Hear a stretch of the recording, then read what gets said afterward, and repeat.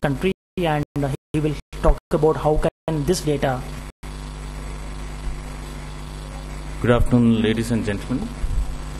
My name is V.S. Bhaskar. I am the Deputy Director General of Unique Identification Authority of India, Hyderabad region. This region covers the states of Andhra Pradesh, Orissa, Chhattisgarh and the UT of Andaman and Nicobar Islands.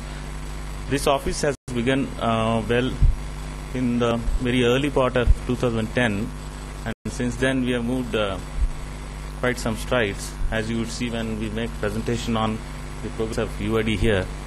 On behalf of everyone here, I would like to thank the organizers for having given this opportunity to talk a few words about the subject today, that is UID and people. I thought it's very normally the moderator of a session doesn't start off speaking himself or herself, but I think the topic being what it is quite useful perhaps for all of us if I put the matter in the perspective by briefing you on what exactly is UID Authority of India and what are its activities, and my presentation would probably put a periphery within which we will all operate their areas of expertise, their areas of concerns. So I'd only like to check from you beforehand whether you would like the presentations to be followed by question and answer, or would you like Q&As to be parked for the end of the session. I'll go by your opinion because after the presentation immediately. Okay, thank you very much. Then I think I'll start right away on the unique identification number to each resident in India. This is a presentation on behalf of our authority in general. Today my DG should have been here, but due to some preoccupation, Mr. Ram Sevak Sharma is unable to come today, but he will come here tomorrow and share with all of you our concerns about financial inclusion and what are the activities that we are taking. UID, my presentation is going to be limited for about 10 to 11 minutes, and that should apply to all the speakers here, because we are 7 of us. Should be about 70 minutes, about 10 minutes of straying here and there, and still we should be having about 10 to 20 minutes of question answers. So my presentation is formatted into the conceptual framework of the UID, progress so far. The financial inclusions, I will not talk much because tomorrow Mr. R.S. Sharma will deal with that. Implementation challenges, these are the operational challenges, but technology issues will be handled by Shrikant Nadmuni. Then how one can utilize the UID number and interoperability issues. Well, the important thing about UID number is that firstly it is a unique number and it's a random number, and there are no duplicates due to biometric deduplication, because we capture the iris, both the irises, the 10 fingers in a 442 format, and the facial image. Standardized identity attributes are there because our fields which we capture demographically and also biometrically are standardized. Then profiling attributes are not there. Transaction records are not allowed.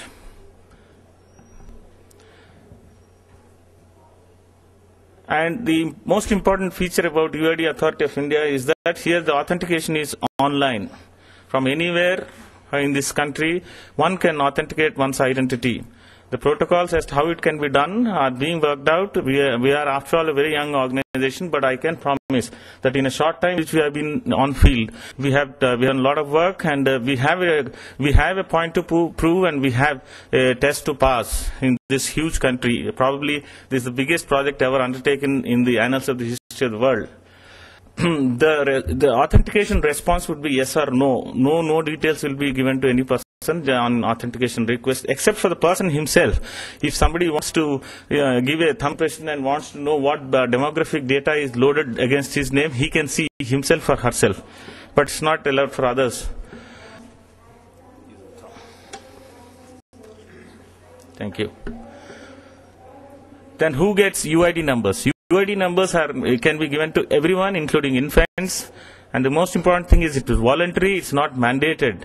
And we hope as the value of the UID gets more and more enhanced, that a large number of people of India will realize why it is useful to have UID, and everybody will probably join into the ecosystem of the UID. The issues of anonymity will be addressed, and the UID number is not a proof of residency, nor a proof of citizenship, because our idea is basically everyone residing in India must be included for the purpose of giving security beneficiary services. There are a large number of them. To name a few, food and civil supplies is one, social welfare is one, pensions is one, scholarships is one, old age pensions is one. Like that, there are any number of social security issues which can be built around the UID number. Then the flagship programs which we have, a large number of them are there, and the UID, possessing an UID will help both the service deliverer and the UIC processor in a big way. Since there are biometric deduplication, fraud will be reduced to the minimum. Typically, a UID ecosystem would be somewhat like this, like UIDA with CIDR, which is Central Identities Data Repository, will be having various state governments and various institutions like LIC and banks, schemes such as RSBY, central government departments like Oil Ministry and all. With their help, and the UID enables these service providers to improve their service delivery schemes. And one of our mandates is to help the registrars, as we call them, UID compliant. For instance, in the state of Andhra Pradesh, my friend Raju here will be able to tell that we have together partnered to make their food and civil supplies program, the delivery of it, efficient, and hopefully it will become efficient. That will be a real litmus test for us, but we are working very hard to be together and produce results. The UID is all demand-led, as I mentioned. It's not based on any kind of mandate from the state, therefore it is always demand-led. It's a self-cleansing system, because any person whose data undergoes changes, has to inform authority through the prescribed channels to carry out such changes, and the person is responsible for such kind of changes. And there is an all-India mobility.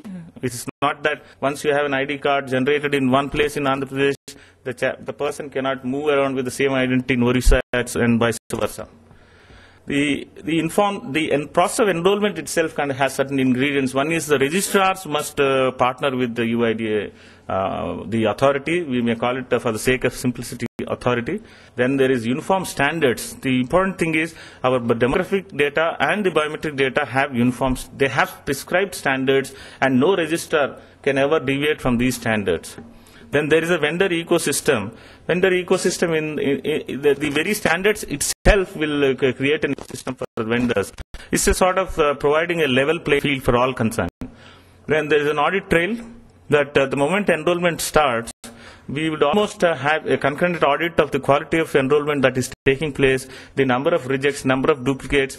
All will be on a sort of online mode. And it will be known at the daily office, at the regional offices, and even preferably below. So there's an audit which is almost concurrent, and the duplicates are handled online. Records are updated as periodically as possible, and there's a very strong and robust grievance handling.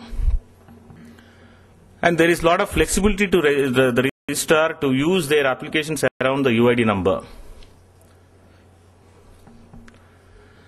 The Registrar General of India, who himself is doing the National Population Register, who are also collecting the biometrics for the citizens, perhaps at a much later date, they also on sync with us. We have understanding that there is no duplicates between ourselves, and that kind of protocols have been built up.